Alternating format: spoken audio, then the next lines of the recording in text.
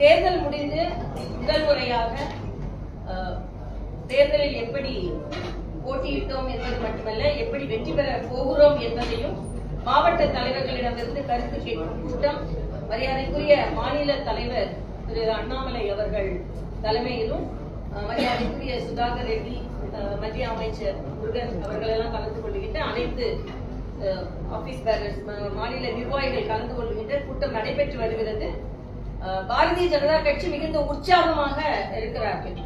ஏனென்றால் 4ஆம் தேதி மத்தியிலும் சரி தமிழகத்திலும் சரி பாரதிய ஜனதா கட்சிக்கு ஒரு மிகப்பெரிய வெற்றி காத்திருக்கிறது என்பதுதான் எங்களது கருத்து. மரியாதைக்குரிய பாரத பிரதமர் அவர்கள் 3வது முறையாக பாரத பிரதமராக பதவி ஏற்பதில் எந்தவித சந்தேகமும் இல்லை. ஏற்கனவே எங்கள் தலைவர்கள் எல்லாம் சொல்லியிருப்பதை போல எவ்வளவு அறுதி பெரும்பான்மை கிடைக்க வேண்டுமோ அந்த அளவை நாங்கள் தாண்டி விட்டோம். அந்த அளவிற்கு எங்களது தொண்டர்களின் பணி இருக்கிறது. ஆனால் இப்பொழுது மரியாதைக்குரிய மாநில முதலமைச்சர் ஸ்டாலின் அவர்கள் ஏதோ 3ஆம் தேதியை அவர்கள் வெற்றியை கொண்டாடுவதை போலவும், ஏதோ மதவாதத்தினால் பிரித்தாண்டு கொண்டிருக்கிறோம் என்பதை போன்ற ஒரு மிகப்பெரிய நீண்ட கடிதத்தை எப்பொழுதும் போல அவர்கள் எழுதியிருக்கிறார்கள், சொல்லி வருகிறார்கள். ஆனால் இந்த நாட்டை, இந்த மாநிலத்தில் ஒரு வேற்றுமையை உருவாக்கியதில் அவர்களுக்குத்தான் பங்கு அதிகம் இருக்கிறது. மறுபடியும் நாங்கள் சொல்வது, எல்லா விழாக்களுக்கும் வாழ்த்து சொல்லும் நீங்கள் ஏன் இந்து மத விழாக்களுக்கு வாழ்த்து சொல்ல மறுக்கிறீர்கள்? அப்போ யார் பிரித்தாண்டு கொண்டு அதை நீங்கள் அரசியலாக்கி கொண்டிருக்கிறீர்கள் என்ற கேள்வியை நாங்கள் மறுபடியும் வைத்திருக்கிறோம். எச் ராஜா போன்றவர்கள் இருக்கிறார்கள், அவர்கள் எல்லாம் வலிமையாக இந்த கேள்வியை வைத்திருக்கிறார்கள். ஆனால் இன்று எல்லாவற்றிற்கும் மேலாக அவர்களின் குறிக்கோள் என்ன என்றால், மாநிலத்திற்கு மாநிலம் மரியாதைக்குரிய பாரத பிரதமர் பிரித்தாளுகிறார் என்ற ஒரு தகவலை மட்டுமல்ல, ஏதோ தமிழர்களுக்கும் தமிழ்நாட்டிற்கும் எதிராக இருப்பதை போல ஒரு மாய தோற்றத்தை ஏற்படுத்தி வருகிறார். ஆனால் மரியாதைக்குரிய பாரத பிரதமர் அவர்கள் எப்பொழுதும் போல தமிழ் மக்கள் மீதும் தமிழ் மீதும் மிகுந்த அக்கறை கொண்டிருக்கிறார்கள் என்பதுதான் உண்மை. ஆக இந்த உண்மையை பொறுத்துக் கொள்ளாமல் மாநில கட்சிகள், அதுவும் குறிப்பாக திராவிட முன்னேற்ற கழகத்தின் கூட்டணி கட்சிகள் வேண்டுமென்றே ஏதோ பிரித்தாளுகின்ற போல ஒரு பொய் பிரச்சாரத்தை செய்து வருகிறார்கள். 4ஆம் தேதி அதற்கான பதில் கிடைக்கும். ஏனென்றால் ஸ்டாலின் சொல்கிறார், இந்த மதவாதத்திற்கு எதிராக தீர்ப்பு வரும் என்று. மதவாதமே இங்க இல்ல, மனிதவாதம் தான் இருக்கிறது. மனிதர்களை மனிதர்களாக மதித்து அவர்களுக்கான அத்தனை திட்டங்களும், மரியாதைக்குரிய பாரத பிரதமரை நீங்கள் எவ்வளவு நாள் திட்டுங்க, ஆனா அவர் திட்டங்கள் மக்களிடம் கொண்டு சேர்ந்திருக்கிறது என்பதை நீங்கள் மறுக்கவே முடியாது. ஆக திட்டங்கள் தான் பேசுகிறது. நீங்கள் பல நிகழ்ச்சிகளை நீங்கள் பார்த்திருப்பீர்கள். வட இந்தியாவில் கூட அவங்க, நம்ம தென்னிந்தியாவில் பல இடங்களில் அவை மறைக்கப்படுகிறது. ஒரு சாலையோர வியாபாரியிடம் கேட்கிறார்கள், நாங்கள் எல்லாம் இன்று கொரோனாவை தாண்டி வாழ்ந்து கொண்டிருப்பது மரியாதைக்குரிய பாரத பிரதமரால் தான், அதனால எங்கள் ஓட்டு அவர்களுக்கு தான் என்று மிக தெளிவாக சொல்கிறார்கள். ஆக இந்த பிரித்தாளும் அரசியல் தமிழகத்தில் தான் ஸ்டாலின் போன்றவர்களால் தான் செய்யப்படுகிறதே தவிர பாரத பிரதமர் தெளிவாக, இன்னும் சொல்ல போனால் இன்றோடு அவர் 64 பேட்டிகளை கொடுத்திருக்கிறார். எல்லா பேட்டிகளிலும் மிக தெளிவாக அவர் என்ன சொல்கிறார் என்பதை இங்கே திரித்து இங்கே விவாதங்கள் நடைபெற்றுக் கொண்டிருக்கிறது. அந்தந்த மாநிலத்திற்கான பிரச்சனைகளை மிக தெளிவாக மரியாதைக்குரிய பாரத பிரதமர் பேசுகிறார். அதனால் இந்த தோல்வி பயத்தில் ஏதோ பாரதிய ஜனதா கட்சி இருப்பதை போல ஒரு தோற்றத்தை இந்தி கூட்டணி ஏற்படுத்துகிறது. சமீபத்தில் நடந்த 5 மாநில தேர்தலில் இதே முறையை தான் அவர்கள் கையாண்டார்கள். விவாதங்கள் வரைக்கும் வந்துருச்சு. பத்திரிகையாளர்கள் கேட்கிறாங்க, இல்ல இது பொது தேர்தலின் முன்னோட்டமான, இல்ல இது பொது தேர்தல் முன்னோட்டம் தான், ஏன்னா நாங்க இந்தி கூட்டணி ஜெயிக்க போகுதுன்னு சொன்னாங்க. ஆனா பெரிய மாநிலங்கள் எல்லாம் பாரதிய ஜனதா கட்சி தான் ஜெயிச்சது. அதனால இன்னைக்கு அதே மாதிரி ஒரு சூழ்நிலை தான் வரப்போகிறது. நிச்சயமாக 4ஆம் தேதி மிக வலுவான ஒரு அரசு மத்தியிலும் ஒரு வலுவான கட்சியாக பாரதிய ஜனதா கட்சி பல இடங்களை பெற்று மாநிலத்திலும் மிகப்பெரிய வெற்றியை பெறப்போகிறது என்பதுதான் எங்களது கருத்து. நீங்க சொல்ற மாதிரி பார்க்கும்போது பிரதமர் அந்த மாதிரி பேசல அப்படின்னு சொல்லும்போது ஒவ்வொரு கூட்டங்களும் பாத்தீங்கன்னா, இப்போ முஸ்லிம்களுக்கு வந்து ஓபிசி பேசியிருக்காங்க. ஆனா குஜராத் மாநிலத்திலே அப்படி ஒரு ஓபிசி ரெசர்வேஷன் முஸ்லிம்கள் நினைக்கப்பட்டிருக்கிறதா நீங்க அகிலேஷ் யாதவ் ஒரு விஷயத்தை சொல்லியிருக்காங்க. ஏற்கனவே பிரதமர் முதலமைச்சர் இருக்கும்பொழுது ஓபிசி ரெசர்வேஷன் குஜராத்தில் கொண்டு வந்திருக்காங்க. இது மாதிரி இந்த கருத்து வந்து முரண்பாடு இல்லையா? மரியாதைக்குரிய பாரத பிரதமர் குஜராத்ல இப்படி கருத்து இருக்கலாம். அப்படி ஒரு இடஒதுக்கீடு முறை பின்பற்றப்படுது. இல்ல அது தவறான கருத்தாக தான் இருக்க முடியும். மரியாதைக்குரிய பாரத பிரதமர் அவர்கள் மிக தெளிவாக சொல்லியிருக்கிறார்கள். கர்நாடகால அப்படிப்பட்ட ஒரு முயற்சி ஏற்படும் போது கூட நேற்று ஒரு பல்கலைக்கழகத்தை சொல்லியிருக்கிறார், 50% மேல் சிறுபான்மையினரை மட்டுமே இவர்கள் சேர்க்கப்படுகிறார்கள். அதில் பிற்படுத்தப்பட்ட, தாழ்த்தப்பட்ட, மிகவும் பிற்படுத்தப்பட்ட மக்களுக்கான இடஒதுக்கீடு மறுக்கப்பட்டு இருக்கிறது. ஆக பொருளாதார ரீதியாக உயர்ந்த நிலையில் இருந்தாலும் சிறுபான்மையினருக்கு அந்த அங்கீகாரம் கிடைக்கிறது. ஆனால் பொருளாதார ரீதியில் மிக பின்தங்கிய நிலையில் இருந்தால் கூட அது SC, ST, OBC மக்களுக்கான இடங்கள் பறிக்கப்படுகிறது. இது நான் உயிரோடு இருக்கவரும் முடியாது என்று மிக தெளிவாக சொல்லியிருக்கிறார். ஏன்னா நான் ஹைதராபாத்ல அந்த கூட்டத்தில் நான் இருந்தேன். அதனால அவர் மிக தெளிவாக சொல்ல, ஹைதராபாத் போன்ற இடங்களெல்லாம் அதனால் பாதிக்கப்பட்ட இடங்கள், நேரடியாக இந்துக்கள் பாதிக்கப்பட்ட இடங்கள். அதனால அவர் சொல்வது இங்க திரித்து கூறப்படுகிறதே தவிர, ஏன் நான் கேட்கிறேன், இப்ப அவங்களோட இடஒதுக்கீடை நாம் பறிக்கும் பொழுது அவர்களுக்கான அங்கீகாரத்தை பறிப்பதாக எடுத்துக்கொள்ளவில்லையா நீங்க யாருமே? இதைத்தான் மறுபடியும் பிரதமர் சொல்கிறார். 4 கோடி ரூபாய் பிடிபட்டதுல தமிழக பாஜகவுடைய நிர்வாகிகளுக்கு எல்லாமே கூட CBCID நோட்டீஸ் கொடுத்திருக்காங்க, வந்து ஆஜராகணும்னு சொல்லியிருக்காங்க. நீதிமன்றத்திலயும் வழக்கு போட்டு விசாரணைக்கு தடையில்லைன்றாங்க. 4 கோடி ரூபாய் இல்லைன்னு தெளிவா சொல்லி இருக்கிறாங்க. இது மரியாதைக்குரிய எங்களது பொதுச் செயலாளர் ஏற்கனவே சொல்லி இருந்த மாதிரி இந்த அரசியல் காழ்ப்புணர்வினால் இது நடைபெறுகின்ற ஒரு குற்றச்சாட்டை தவிர அதற்கும் எங்களுக்கும் கட்சிக்கும் சம்பந்தம் இல்லை என்பது மிக தெளிவாக சொல்லி ஆகிவிட்டது. நீங்க சொன்ன மாதிரி வந்து பிரித்தாள் விஷயம் அப்படி இல்லைன்னு சொன்னீங்கன்னா, அப்போ பிரதமருடைய ஒவ்வொரு மாநிலங்களும் நீங்க சொன்ன மாநில பிரச்சனை பேசுறாருன்னு சொல்லும் போது குறிப்பா எதிர்கட்சிகள் வைக்கப்பட்ட குற்றச்சாட்டு ஒவ்வொரு கூட்டத்திலும் பிரதமர் தவறாம முஸ்லீம்கள் குறித்து தான் பேசுறாரு, அதெல்லாம் முன்வைக்கிறாரு. அவரோட இடஒதுக்கீடு வந்து இப்ப பறிக்கப்படுவது, அவர்கள் வந்து அவரோட தனி இடஒதுக்கீடு வந்து கொடுத்துருவாங்க, இதை வந்து தொடர்ந்து இதில் இந்தி கூட்டணி வந்து பார்த்தீங்கன்னா நீங்க சொல்ற மாதிரி வந்து முஸ்லீம்கள் ஆதரவு பண்ற மாதிரிலாம் வைக்கிறாரு. தொடர்ந்து முஸ்லீம்களை டார்கெட் பண்ற காரணம் அவரோட பேச்சு. அதாவது மறுபடியும் பாரத பிரதமர் ஏதோ ஒரு கூட்டம் முழுசா பேசும்போது அதை மட்டுமே பேசுவதை போல நீங்கள் எடுத்துக்கொள்கிறீர்கள். இல்ல, 95% அவர் தனது சாதனைகளை பேசிவிட்டு இந்த SC, ST, OBC மக்களுக்கான உரிமை பறிக்கப்பட்டு விடக்கூடாது ஏனென்றால் காங்கிரசின் அஜெண்டால அது இருக்கு. ஆனால் மரியாதைக்குரிய அம்பேத்கர் அவர்கள் இந்த அரசியலமைப்பு சட்டத்தை உருவாக்கும் போதே இப்படிப்பட்ட ஒரு விவாதம் வரும்பொழுது மதம் ரீதியாக இடஒதுக்கீடு இருக்கக்கூடாது என்பதை தெளிவாக தெளிவுபடுத்தி இருக்கிறது. ஆக நமது அரசியலமைப்பு சட்டத்திற்கு எதிராக அவர்கள் நடந்து கொள்கிறார்கள். ஆனால் அரசியலமைப்பு சட்டம் தான் நான் மதிக்கின்ற புனித நூல். ஆக அது படிதான் நாங்கள் நடந்து கொள்வேன் என்று பிரதமர் சொல்கிறார். நாம என்ன சொல்றோம்னா, பிரதமர் தெளிவா பேசுறாரு, ஆனா எதிர்கட்சிகள் தெளிவற்ற தன்மையில் விவாதத்தை கொடுக்கிறார்கள். நாம தெளிவற்ற தன்மை ஏதோ தெளிவா பேசுற மாதிரி நாம புரிந்து கொள்கிறோம். அதான் நமது தவறு. பிரதமர் மிக தெளிவாக இருக்கிறார். இதான் உண்மை. ஜூன் 4 தென்சென்னை என்ன சொல்லுங்க? தென்சென்னை இல்ல, ஜூன் 4 வெற்றி செய்தியை பாரதிய ஜனதா கட்சி NDA கூட்டணிக்கு மத்தியிலும் இருக்கும், மாநிலத்திலும் தென்சென்னையிலும் வெற்றி இருக்கும். தென்சென்னை உங்களோடது இல்லைங்களா? அதான் தென்சென்னையில் வெற்றி இருக்கும், நிச்சயமான வெற்றி.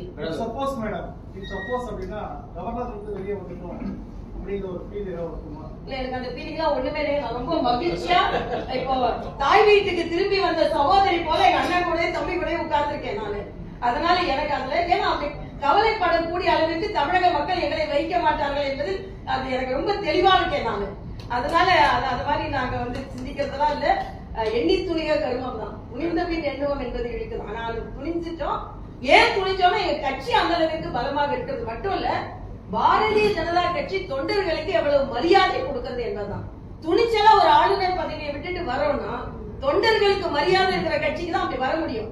பாரதிய ஜனதா கட்சிக்காரர்களால் மட்டும்தான் இப்படிப்பட்ட முடிவை துணிச்சலா எடுக்க முடியும். அதுல நான் ஒரு சாதாரண தொண்டர், அவ்வளவுதான். ஜெயலலிதா வந்து ஒரு இந்துத்துவ தலைவர் அண்ணாமலை ஒரு விமர்சனம் செய்து அதிமுக கடுமையா எதிர்த்திருக்காங்க.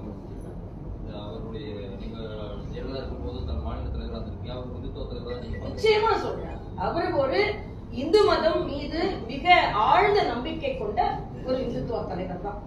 அதை இன்று அவர்கள் எதிர்க்கலாம். ஆனா அவங்க அம்மா அவங்க இருக்கும்போது சொன்னதை இன்னைக்கு எதிர்ப்பவர்கள் யாருமே எதிர்க்க முடியாது. ஏனென்றால் அவர்கள் மிக தெளிவாக இருக்கார்கள். அவர்கள் இன்னைக்கு சொன்னீங்கன்னா எல்லா இடங்களிலும் நீங்க கோயில்கள்ல குடமுழுக்கு நடத்துவதா இருக்கட்டும், கர சேவகர்களுக்கு பாராட்டு தெரிவித்ததா இருக்கட்டும், கர சேவையை காரணம் காட்டி பாரதிய ஜனதா கட்சி ஆட்சி கலைக்கப்பட்ட பொழுது இது தவறு என்று மிக துணிச்சலான குரல் எழுப்பியதாக இருக்கட்டும், ராமர் கோயில் தேவை என்று தனது தொண்டர்களிடம் கையெழுத்து வாங்கி அனுப்பியவர் அவர். அந்த ராமர் கோயில் கட்டியதில் அதற்கு ஆதரவு தெரிவித்த மிகப்பெரிய இந்துத்துவ அழுத்தமான நம்பிக்கையுடைய இந்துத்துவ தலைவர் அவர். அதே மாதிரி கோயில்கள் எல்லாம் அன்னதானம் போட்ட தலைவர் அவர். அதனால மிக தெளிவாக ராமசேதுக்கு மற்ற இங்கே திராவிட முன்னேற்ற கழகத்தை போன்றவர்கள் எதிர்ப்பு தெரிவிக்கும் போது அதற்கு ஆதரவு தெரிவித்தவர். ஆக இதற்கு எவ்வளவோ காரணங்களை எங்களால் முன்னிறுத்த முடியும். அதனால நிச்சயமா அவர் இன்று இருந்திருந்தால் நிச்சயமாக ராமர் கோயிலுக்கு சென்று சாமி கும்பிட்டு விட்டு இந்த ராமர் கோயில் எங்களது கனவு இது நிறைவேற்றப்பட்டிருக்கிறது என்று சொல்லுவார். எனவே அப்படி சொல்வதற்கான அடித்தளம் இருக்கிறது. கரசேவையை பாராட்டி இருக்கிறார், ராமர் கோயில் வேண்டும் என்று அவர் அழுத்தமாக சொல்லி இருக்கிறார். கரசேவையில் ஈடுபட்ட தொண்டர்கள் மீது நடவடிக்கை எடுக்கும் பொழுது அதை கடுமையாக எதிர்த்து இருக்கிறார். அதனால எங்களது நிச்சயமான நம்பிக்கை மரியாதைக்குரிய ஜெயலலிதா அவர்கள் இன்று இருந்திருந்தார்கள் என்றால் நிச்சயமாக ராமர் கோயிலுக்கு சென்று அவர் ராமனை கும்பிட்டு விட்டு நமது இந்தியாவின் பல நூறாண்டு கனவு நனவாகி இருக்கிறது என்ற கருத்தை பதிவு செய்திருக்கிறார்கள் என்பது எங்களது அழுத்தம். நீங்க சொல்றீங்க அவர் இந்துத்துவ தலைவர்னா அது அதிமுக ஏத்துக்க மாட்டேங்குது. இல்ல அதிமுக அவங்க அதே அதிமுகவோட கொள்கையில அந்த தலைவர்கள் இருந்தாங்க. நான் என்ன கேக்குறேன், அவர் கர சேவையை ஆதரித்த போது அங்க உள்ள இன்னைக்கு எதிர்ப்பு பேசுறவங்க எல்லாம் எதிர்த்தாங்களா? பாஜக குறுகிய வட்டத்துக்குள்ள அவங்களை அடைக்குது அப்படி. குறுகிய வட்டம் இல்ல, இது பெரிய வட்டம். இது நாங்க அவரை இன்னும் பறந்துபட்டு இந்தியா முழுவதும் அவர்களை கொண்டு செல்ல விரும்புகிறோம். நீங்க பெரிய வட்டம் இது. குறுகிய வட்டத்துலதான் நீங்க அந்த வைக்க முயற்சி செய்கிறீர்கள். நாங்கள் பெரிய வட்டத்திற்கு அவர்களை எடுத்து செல்ல விரும்புகிறோம் என்பதுதான் எங்களது இந்துத்துவ தலைவர் சொல்லும் போது தொடர்ந்து முந்திக்கு அதிமுக எதிர்ப்பு தெரிவிக்கிறாங்க, ஒரு கண்டனம் தெரிவிக்கிறாங்க. நீங்க சொல்ற இந்துத்துவ தலைவருக்கும் அவங்க இந்துத்துவத்தை எதை பாக்குறாங்க தொடர்ந்து கண்டனம் தெரிவிக்கிறாங்க. காரணம் எதை பாக்குறாங்க? இல்ல இந்துத்துவம் அவங்க ஒரு மத ரீதியாக ஒன்றை மட்டும் அவர்கள் பார்க்கிறார்கள். நாம என்ன நினைக்கிறோம்னா இந்துத்துவா என்பது ஒரு வாழ்க்கை முறை. இந்த இந்திய கலாச்சாரத்தில் பெரும்பான்மையான மக்கள் பின்பற்றும் ஒரு வாழ்க்கை முறை. அந்த வாழ்க்கை அன்னதானம்னா என்ன? அதே மாதிரி நம்மளோட கலாச்சாரத்தை ஓங்கி சொல்வது என்றால் என்ன? ஆக அதை அவர் செய்தார். அதனால் அந்த இந்துத்துவத்திற்கு அவர் ஒரு மத அடிப்படைவாதங்கிற ஒரு கருத்து சொல்லல. ஆனா அப்படி இல்ல, அதுக்காக அவங்க பயந்து சொல்ற மாதிரியான ஒரு விமர்சனங்கள் வைக்கப்படுது, கருத்துக்கள் தெரிவிக்கப்படுது. அப்படிப்பட்டதா இல்ல? அப்படி பார்த்தா மரியாதைக்குரிய நடிகர் ஜெயலலிதா அவர்கள் எவ்வளவு ஆன்மீக நிகழ்ச்சிகள்ல கலந்துக்கிட்டாங்க, எவ்வளவு ஆன்மீகத்தின் மீது நம்பிக்கை உடையவர்களாக இருந்தார்கள், கால நேரத்தை எவ்வளவு சிறப்பாக பின்பற்றினார்கள். உங்களுக்கு நினைவு இருக்கும், கால நிர்ணயம் செய்து அதே நேரத்துல தான் தமிழ்நாடு முழுசும் எல்லாரும் நாமினேஷன் தாக்கல் செய்யணும்னு அவங்க நேரடியா சொன்னாங்க. ஆனா நான் இன்னொரு கேள்வி கேட்டேன் ஒரு பேட்டியில, இன்று இந்துத்துவா எதிர்க்கிறோம், சனாதானத்தில் உள்ள நம்பிக்கையை சனாதானம்னா நீங்க சொல்ற ஏற்றத்தாழ்வு இல்ல, அது ஒரு வாழ்க்கை முறை, ஒரு நேர்மையான வாழ்க்கை முறை எதிர்க்கிறோம் சொன்ன திராவிட முன்னேற்ற கழகத்தை சார்ந்தவர்கள் எத்தனை பேர் ராகு காலத்திலையும் யமகண்டத்திலையும் போய் நாமினேஷன் தாக்கல் செஞ்சாங்க என்று சொல்லட்டும். நான் தென்சென்னையில எனக்கு நம்பிக்கை இருக்குப்பா, அதனால நான் ஒரு நேரத்தை குறிச்சு கொடுக்கறேன். இல்ல தென்சென்னை வேட்பாளர் திராவிட முன்னேற்ற கழக வேட்பாளர் ஏற்கனவே அந்த நேரத்தை தான் குறிச்சு கொடுத்திருக்காங்க. ஏன்னா அது நல்ல நேரமா. ஆக நீங்க இதைத்தான் நாங்க எதிர்க்கிறோம். நான் மறுபடியும் சவால் விடுகிறேன், எல்லாரும் நல்ல நேரம் தான். இப்ப 2-3 நாள் இருக்குது, நாங்க என்னைக்கு போட்டோமோ அன்னைக்குதான் போட்டி போட்டு அவங்க எல்லாம் நாங்க நேரடியா சொல்றோம். நாங்க இந்து மதத்தை பின்பற்றுகிறோம், எங்களுக்கு மத நம்பிக்கை இருக்கிறது, எங்களுக்கு இந்து மதம் இல்லை, எங்களுக்கு ஆன்மீக நம்பிக்கை இருக்கிறது. எங்களுக்கு சிறுபான்மை மக்கள்லாம் எங்ககிட்டயும் வேட்பாளர்களா இருக்கிறாங்க, ஆன்மீக நம்பிக்கை எங்களுக்கு இருக்கிறது. நாங்க நேரத்தை பின்பற்றோம், நேரடியா சொல்றோம்.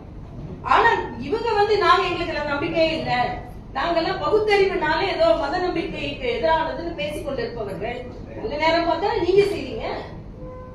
ஸ்டாலின் கூட்டத்தை என்னைக்கு ஆரம்பிச்சாரு? நான் உங்களுக்கு பஞ்சாங்கத்தை எடுத்து காண்பிக்கிறேன். நேர கால அவகாசம் எல்லாம் பார்த்துதான் ஆரம்பிக்கிறாங்க.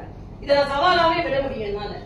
அதனால அவங்க சொல்வது எல்லாமே போலி மதவாதம் என்பதைத்தான் நாங்க சொல்றோம். மதச்சார்பின்மை, போலி மதச்சார்பினை பேசிக் கொண்டிருக்கிறார்கள். நாங்கள் உண்மையான மதச்சார்பின்மை பேசிக் கொண்டிருக்கிறோம். 2014 கம்பேர் பண்ணும்போது 2019 கம்பேர் பண்ணும்போது மோடியினுடைய தனிப்பட்ட செல்வாக்கு புரிதல் இருக்கிறதா 2014 ஸ்ட்ராட்டஜிஸ்டா பிரசாந்த் கிஷோர் சொல்லியிருக்காரு. 2019 இருந்த அந்த இது பாத்தீங்கன்னா மோடிக்கு இல்லை அப்படின்றத சொல்லியிருக்காரு. அப்படி பார்க்கும்போது வந்து பாத்தீங்கன்னா குறைஞ்சிருக்கிறதா அவர் சொல்றதை வந்து நீங்க பாக்குறீங்க. இல்ல அவர் அப்படி சொல்லல. அவர் என்ன சொன்னாலும் நிச்சயமா பாஜக தான் ஆட்சிக்கு வரும். பாஜக யாரு? அதாவது அது ஒரு விவாதத்துக்கு அவர் சொன்னா கூட அவர் அழுத்தமாக சொல்றாரு. என்ன சொல்றாரு? மோடிக்கு எதிராக அதே இணையாக ஒரு தலைவரை நீங்க காண்பிக்க முடியுமா? நீங்க ஒரு தலைவரை காண்பிச்சிருங்க, அப்புறம் நான் அவரோட செல்வாக்கை பத்தி பேசுறேன்னு அவரு சொல்றாரு. அதனால அவர் சொல்றதை நீங்க மாற்றி எடுத்துக்கொள்கிறீர்கள் என்று நான் நினைக்கிறேன். நிச்சயமாக மரியாதைக்குரிய பாரத பிரதமரின் மதிப்பும் மரியாதையும் பன்மடங்கு உயர்ந்திருக்கிறது. அவர் தனிப்பெரும் தலைவராக இந்தியாவில் பாரத தேசத்துல மட்டும் இல்ல உலகத்திலேயே அவர் மதிக்கப்படுகிறார் என்பதை பல அயல்நாட்டு தலைவர்கள் பேட்டி இப்போ இணையதளங்கள்ல வருகிறது நீங்க பாக்குறீங்க. நிச்சயமாக மரியாதைக்குரிய பாரத பிரதமர் அவர்கள் இந்திய பொருளாதாரத்தை 3வது இடத்திற்கு கொண்டு சென்றதாக இருக்கட்டும். கரோனாவிற்கு பின்னால அதாவது நேஷனல் மானிட்டரி ஃபண்ட் IMF சொல்லுது France, Japan, London, England, America எல்லாம் பின்தங்கிட்டாங்க கரோனாக்கு அப்புறம். ப்ரோஆக்டிவ் மெஷர்ஸ்னால கரோனாவுக்கு அப்புறம் ஒரு பொருளாதாரம் வேகமாக வளர்ந்து வருகிறது என்றால் அது மரியாதைக்குரிய பாரத பிரதமரின் முயற்சினா இந்திய பொருளாதாரம் பேசுறாங்க. இதெல்லாம் நாம ஏன் மறக்கிறோம்? மருத்துவராகவும் நான் சொல்றேங்க, ஒரு மிகப்பெரிய கொடுமையான கரோனாவிற்கு அப்புறம் இந்திய பொருளாதாரத்தை தூக்கி நிறுத்துவது என்பது மிக சிரமமான காரியம். அதை தனது ஈடுபாடோடு செய்திருக்கிறார். அதனாலதான் இன்று யாருக்கு எந்தி கூட்டணிக்கான அவநம்பிக்கை ஏற்படலாம், ஒரு மாய தோற்றத்தை ஏற்படுத்துறாங்க. ஏதோ பேஸ் ஏற ஏற இவங்களோட பேஸ் அவங்களுக்கு பேசி ஏறுதுன்னு நினைக்கிறாங்க. இல்ல இல்ல, பலர் முகம் ஏறும்போது தன்முகம் வருகிறது நினைக்கிறாங்க. மோடி முகம் தாங்க இன்னைக்கு ஒரு முகமாக மக்கள் எல்லோரும் ஒன்றாக வாக்களித்திருக்கிறார்கள். நிச்சயமாக 4ஆம் தேதி இதே மாதிரி நாங்கெல்லாம் உட்கார்ந்து பிரஸ் மீட்ல உங்ககிட்ட சொல்ல போறோம். அதை நீங்க வள்ளுவருக்கு காவி உடை வந்து பாத்தீங்கன்னா திருவள்ளுவர் நல்லா கொண்டாடி இல்ல அவங்க காவியே வெண்மையாக்குனாங்க, வெண்மை இப்ப காவியாக்கிருக்காங்க. காவியை வெண்மையாக்குனாங்க, முதல்ல வெண்மையா இல்ல. ஏன்னா அவரோட ஒரிஜினாலிட்டி இருக்கு இல்லையா, அதை மாத்தினாங்க. நாங்க ஒரிஜினலுக்கு கொண்டாந்து மேடம், ஒருவேளை வந்து பாஜக ஆட்சி அமைக்கும் பட்சத்துல இந்த 10 ஆண்டுகள்ல வந்து என்னென்ன விஷயங்கள்லாம் நீங்க வந்து தவறுதலா பண்ணிருக்கீங்க, அதை என்ன மாற்றம் ஏற்படுத்தணும்னு நீங்க நினைக்கிறீங்க? இல்ல என்ன தவறு என்ன பண்ணிருக்க? தவறே ஒண்ணு இல்ல. எனக்கு ஒண்ணு இல்லன்னு எப்படி சொல்ல முடியும்? இல்ல என்ன தவறுன்னு சொல்ல முடியும்? ஏன்னா மரியாதைக்குரிய பாரத பிரதமர் வச்சேன்னா நான் அட்மினிஸ்ட்ரேஷன்ல இருந்திருக்கேன். ஒரு தவறும் ஒரு பின்னடைவும் வரும்பொழுது அதை அவர் சரி பண்ணிட்டே இருந்திருக்கிறார். நான் கேக்குறேன், 10 கிலோமீட்டர் போட்டுக்கிட்டு 3 கிலோமீட்டர் போட்டுக்கிட்ட இடத்துல 33 கிலோமீட்டர் போடுறது தவறா? 57 ஏர்போர்ட் இருந்த இடத்துல 230 ஏர்போர்ட் இருக்கு, அது தவறா? ஆக எல்லாத்தையுமே சரி செய்திருக்கிறார்கள் என்பதுதான் சரிதான் இருக்கே தவிர தவறு எதிரில்தான் இருக்கிறது எனக்கு. இஸ்லாம் குறித்து தொடர்ந்து விதமாக பேசலைன்னு நீங்க சொல்றீங்க. அப்படி பேசுறது ஏப்ரல்ல பேசும்போது பிரதமர் ஒரு பேட்டியில ஒரு பேச்சு ஒரு பிரச்சாரத்துல சொல்லும்போது கூட சொல்றாரு, தேசத்தின் செல்வத்துல வந்து இஸ்லாமியர்களுக்கு தான் முன்னுரிமை அளிப்பாங்க. அப்ப 2006 டிசம்பர் அப்படி பிரதமர் வந்து இஸ்லாமியர்கள் குறித்து சொல்றாங்க. ஏன்னா 2006 டிசம்பர் மாதம் மன்மோகன் சிங் அவர் ஒரு பேட்டி சொல்லியிருக்கிறார், இந்த நாட்டின் பொருளாதாரத்தில் முதன்மை பங்கு சிறுபான்மையினர் இருக்கு. அப்போ ஒரு பிரதமர் அமைச்சர் அதை பேசுனதுனால இப்படிப்பட்ட சூழ்நிலை அவங்க இருக்கிறதுனால இவர் இதை எதிர்த்து பேசுறாங்க.